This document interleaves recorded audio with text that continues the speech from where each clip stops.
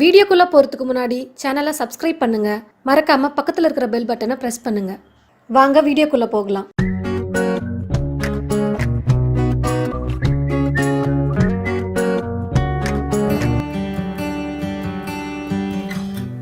கேசரி செய்யலாம். கேசரிக்கு தேவையான பொருட்கள்: ரவை சின்ன கப்பில் 1 கப் எடுத்துனுக்கிறேன். இதே கப்பில் சர்க்கரை 1.5 கப் எடுத்துக்கோங்க. நெய் ஒரு 50 கிராம், திராட்சை கொஞ்சம், முந்திரி, கேசரி பவுட்ரு 1 சிட்டிகை, ஏலக்காய் தூள் 1 சிட்டிகை. இப்போ நம்ம கேசரி செய்யலாம். ரவை போட்டுக்கலாம்.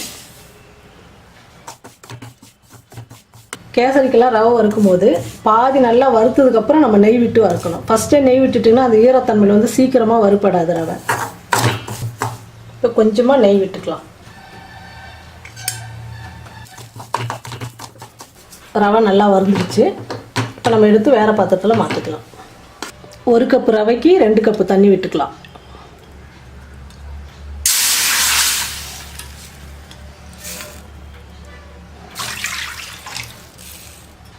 தண்ணி நல்லா கொதிக்கணும்.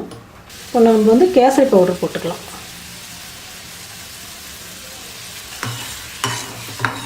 தண்ணி நல்லா கொதிச்சிடுச்சு. நம்ம ரவை போட்டுக்கலாம்.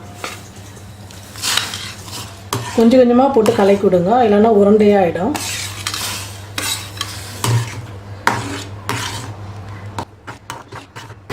ரவை நல்லா வெந்துருச்சு.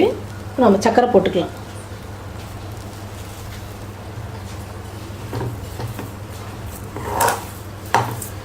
சர்க்கரை போட்டதுக்கப்புறம் நல்லா கலக்கி விடுங்க.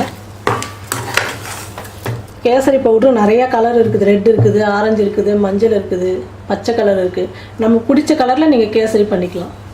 ரவெல்லாம் நல்லா வெந்து சர்க்கரை போட்டு நல்லா ரெடி ஆகிடுச்சு. இப்போ நம்ம கேசரிக்கு நெய்யில் முந்திரி திராட்சை வறுத்து போட்டுக்கலாம்.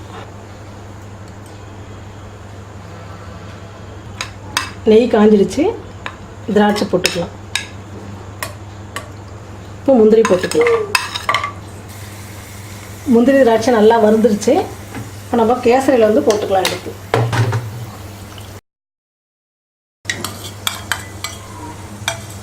நல்லா இந்த மாதிரி கலராக வந்ததுக்கப்புறம் எடுத்துக்கணும். முந்திரி திராட்சை நெய் விட்டதுக்கப்புறம் நல்லா கலக்கி விட்டுடுங்க. ஏலக்காய் பொடி போட்டுக்கலாம். ஏலக்காய் பொடி எதுக்காக போடுறோன்னா நல்லா வாசனையாக இருக்கும், ஜீரண சக்தி ஆகும். அதுக்காக தான் ஏலக்காய் பொடி போடுறது. கேசரி ரெடி ஆகிடுச்சு. செஞ்சு பார்த்துட்டு கமெண்ட் பண்ணுங்கள், ஷேர் பண்ணுங்கள். நன்றி.